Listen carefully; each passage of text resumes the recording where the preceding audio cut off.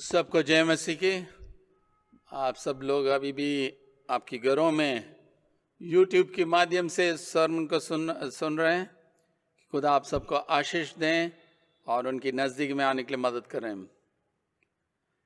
आज हम नया साल में दूसरी रविवार में हैं और प्रभु को धन्यवाद देते हैं कि इस नया साल देखने को हमें अवसर दिया है, क्योंकि ये कोरोना महामारी हमें सिखाया है कि हमारी जीवन जो है बहुत ही जल्दी से जा सकता है और इसलिए हम पूरे तौर से परमेश्वर पर निर्भर होना है।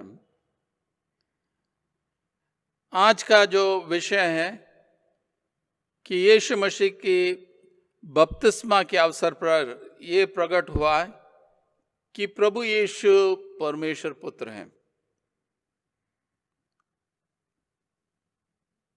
हम खुदा को अपनी बुद्धि और ज्ञान के द्वारा हम समझ नहीं सकते हैं, इसलिए उनको प्रकट होना आवश्यक था कि वो सच में परमेश्वर है, क्योंकि हमारी जो दिमागी शक्ति है उसके द्वारा हम समझ नहीं सकते हैं।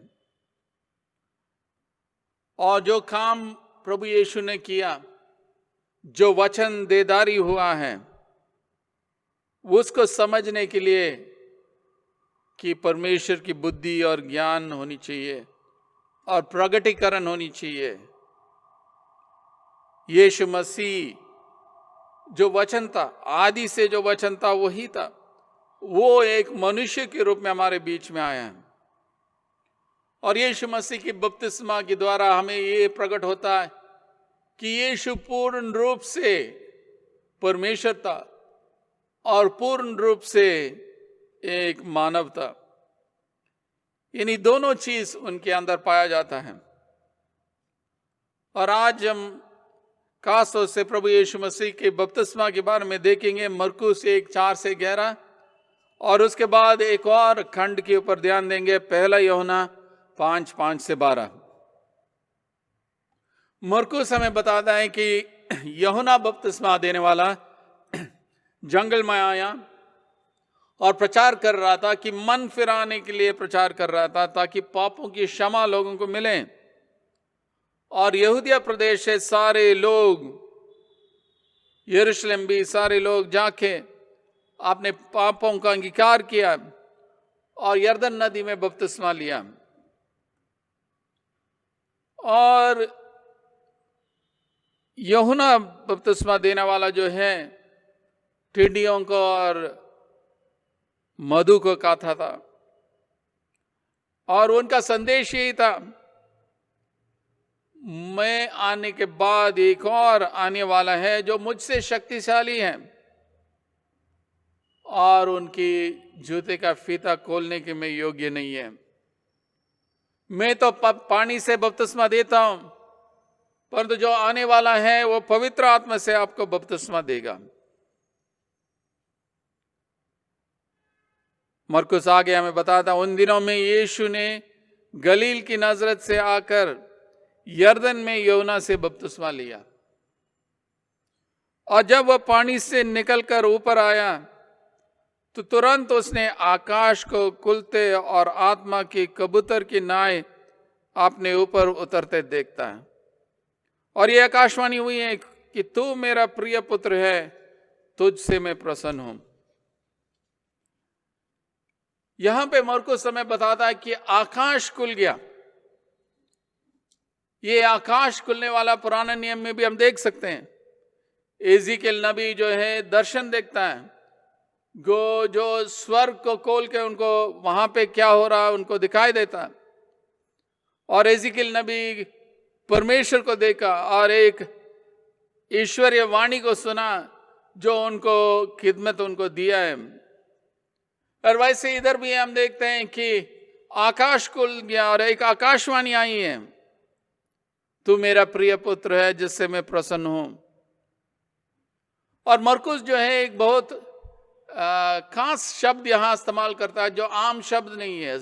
स्किज़ो शब्द जो है कि इस्तेमाल करता है, यानी स्प्लिट करने का एक शब्द है। और ये आमतौर से जो खोलना शब्द नहीं है, दूसरा शब्द है जो तोड़ के वो उसको करते हैं। ये स्किज़ो जो यूनानी भाषा की शब्द है, उसी से हमें स्किज़ोफ्रेनिक शब्द मिलता है, यानी स्प्लिट पर्सनालिटी मिलता है।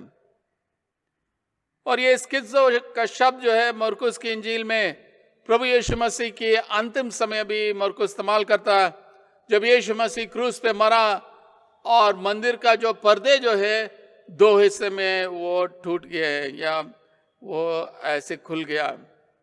और वहां पे भी पता लग रहा है कि यीशु परमेश्वर का पुत्र है। यशायाह 63:19 में भी देखते हैं कि परमेश्वर आकाश को खोलें और लोगों को मदद करें। और प्रभु यीशु मसीह के बपतिस्मा में आकाश खुल गया था, और इसी के द्वारा में पता लगता है कि हम एक रिश्ता पिता परमेश्वर के साथ रख सकते हैं। जो भी रुकावटें था वो सब हट गया। अब जो है कि आकाश खुल गया, कोई मध्यस्थ की जरूरत नहीं है, हम सीधा उनके पास जा सकते हैं। इसलिए हम सबको निमंत्रण है कि हम भी स्वर्गीय स्थानों में प्रवेश करें। परमेश्वर और मानव जाति के बीच में जो रिश्ता टूटा हुआ है वो यीशु के द्वारा जुड़ा गया है, इसलिए हम सीधा परमेश्वर की उपस्थिति में हम जा सकते हैं और स्वर्ग का एक झलक देखने के लिए हमें मिलता है प्रभु की बपतिस्मा के द्वारा। तो आकाश खुल गया।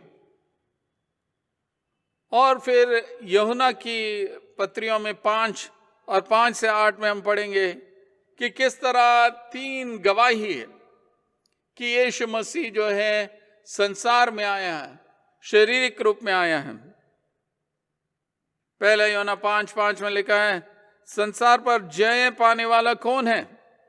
केवल वो जिसका विश्वास है कि यीशु परमेश्वर का पुत्र है। यूहन्ना में बताता है कि हमारी जो रोज की अनुभव है कि हमारी शिष्यता में जैसे यीशु मसीह ने विजय पाया है वो हमारे जीवन में भी हम इस्तेमाल कर सकते हैं।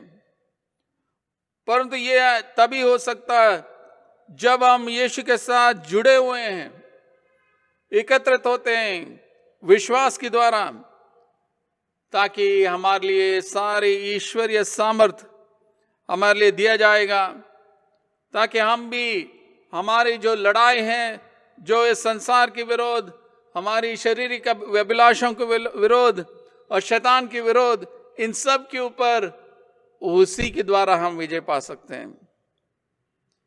यीशु ही स्रोत है जिसके द्वारा ईश्वरीय सामर्थ हमारे लिए मिल सकता है, जिसके द्वारा हमारे दुश्मनों के ऊपर हम विजय पा सकते हैं। और इसलिए यूहन्ना बताता है कि 3 तरीके की गवाही है। यही है वो जो पानी और लहू के द्वारा आया है, अर्थात यीशु मसीह वह न केवल पानी के द्वारा वरन पानी और लहू दोनों के द्वारा आया है।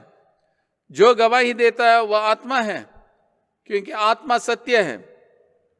और गवाही देने वाला 3 है, आत्मा और पानी और लहू, और तीनों एक ही बात पर सहमत हैं। पहली चीज हम देखते हैं कि पानी की गवाही। पानी जो है यीशु मसीह की बपतिस्मा की प्रतीक है, और लहू जो है उनकी मृत्यु का प्रतीक है। प्रभु यीशु मसीह की जो खिदमत की शुरुआत और अंत में जो घटनाएं हुई हैं उसी का जिक्र किया जा रहा है। यूहन्ना जो है कि गलत शिक्षा देने वाले का सामना कर रहा है, क्योंकि काफी लोग उन दिनों के अंदर कह रहे थे यीशु मसीह सिर्फ एक इंसान था और वो बपतिस्मा तक एक इंसान के रूप में था, और बपतिस्मा के समय में कि मसीहा जो परमेश्वर के पुत्र है वो उनके ऊपर आया और उनको दोबारा क्रूस से पहले छोड़ दिया। परंतु बपतिस्मा में, यीशु के बपतिस्मा में कि हम पिता की गवाही और पवित्र आत्मा की गवाही पाते हैं। यूहन्ना बताता वो सिर्फ पानी से नहीं है, परंतु पानी और लहू से। यानी वो ही मसीहा है जो परमेश्वर का पुत्र है, जो अनंत काल से जो मसीहात है, वो उनकी बपतिस्मा में और मृत्यु में दोनों में वो ईश्वर था। जो क्रूस पे मरा वो सिर्फ एक इंसान नहीं था, परंतु वो पूर्ण रूप से परमेश्वर था। दूसरा गवाही हम देखते हैं सिर्फ पानी से नहीं है परंतु लहू के द्वारा है, कि जब उनकी बपतिस्मा हुआ है और उनका मकसद जिसके लिए वो आया वो शुरू हुआ, वो खिदमत शुरू हुआ, वो जो है कि अपनी बलिदान के द्वारा पूरा हुआ। जब क्रूस पे अपने आप को बलिदान किया है, प्रायश्चित किया है, एक प्रायश्चित की बलिदान अपने आप को समर्पित किया है और उसी के द्वारा सबों के लिए अनंत जीवन का आशा दिया।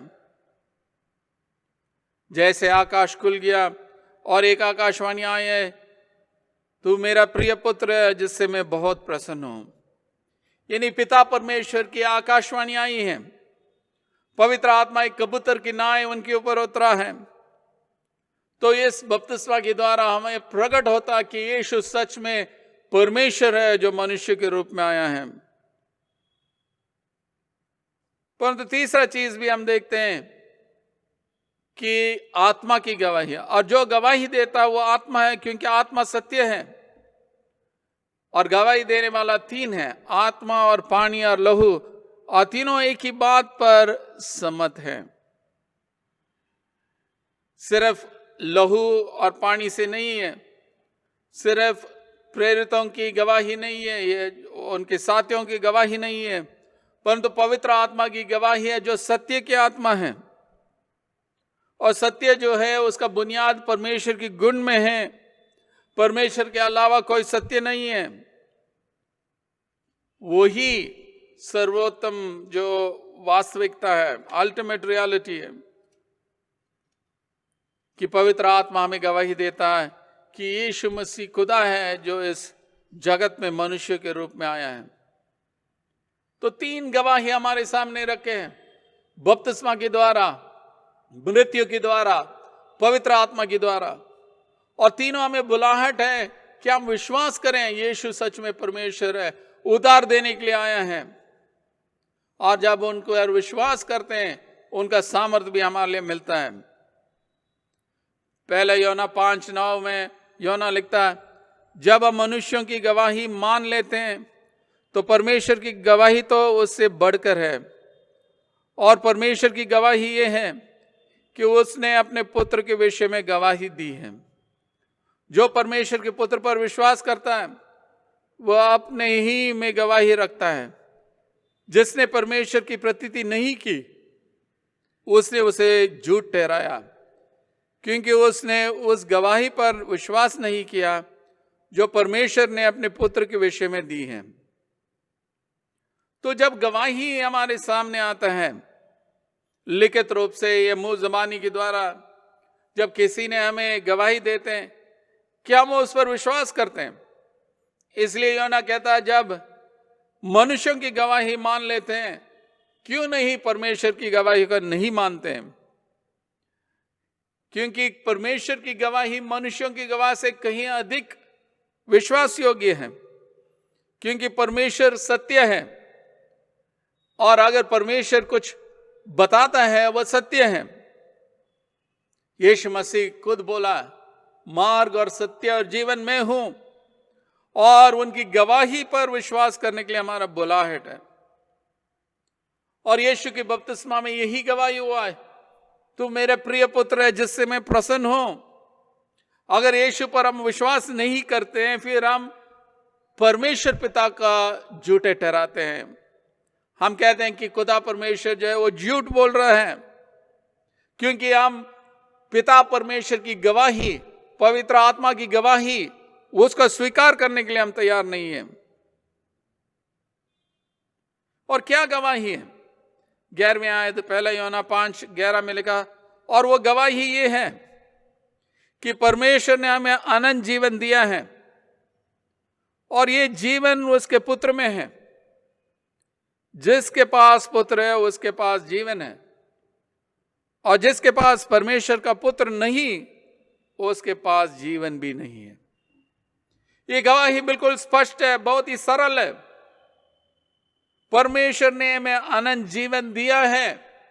यीशु मसीह इस दुनिया में इसी कारण के लिए आया कि हम सबको, मानव जाति को अनंत जीवन देने के लिए आया है, परंतु हम व्यक्तिगत रूप से उन पर विश्वास करना है।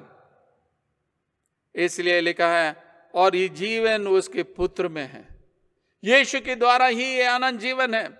मृत्यु के बाद एक जीवन है, हमेशा हमेशा परमेश्वर के साथ है। परंतु अगर उस जीवन में हम प्रवेश करना है, यीशु का अपना व्यक्तिगत परमेश्वर के रूप में स्वीकार करना। योना उसको समाप्त करता, जिसके पास पुत्र है उसके पास जीवन है, और जिसके पास परमेश्वर का पुत्र नहीं, उसके पास जीवन भी नहीं।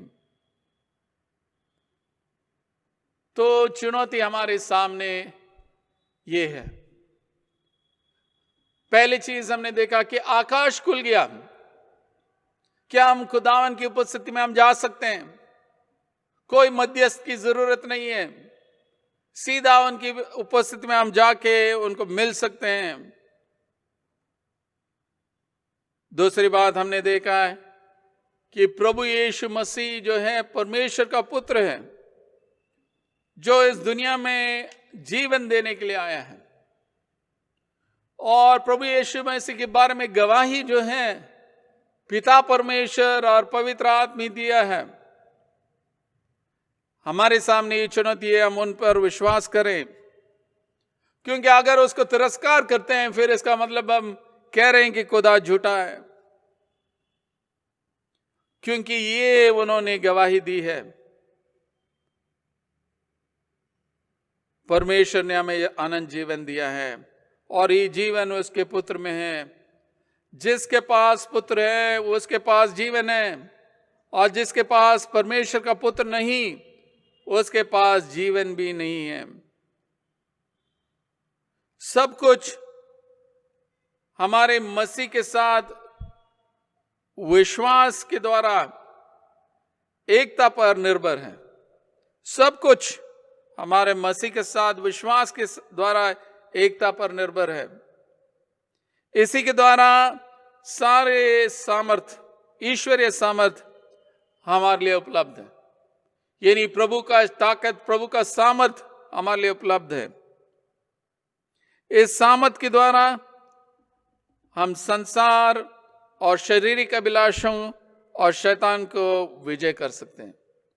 अपनी ताकत से नहीं कर सकते हैं, परंतु जो सामर्थ परमेश्वर हमें देता, उसी के द्वारा संसारिक अभिलाषों के ऊपर, शारीरिक अभिलाषों के ऊपर और शैतानी ताकतों के ऊपर हम विजय कर सकते हैं। और इसका जो जरूरी बात है कि मसीह के साथ जुड़े रहें विश्वास के द्वारा, तभी जो है सारे ईश्वरीय रिसोर्सेस हमारे लिए मिल सकता है। नहीं तो हम अपनी ताकत से कुछ नहीं कर सकते हैं। यूहन्ना 15 में भी यूहन्ना बताता है कि हम यीशु के अलावा कुछ नहीं कर सकते हैं। मसीह में बने रहना है। यीशु ने कहा, सच्ची दाखलता में हूं, मुझ में बने रहो, तब आप बहुत फल ला सकते हैं। मुझसे अलावा आप कुछ भी नहीं कर सकते।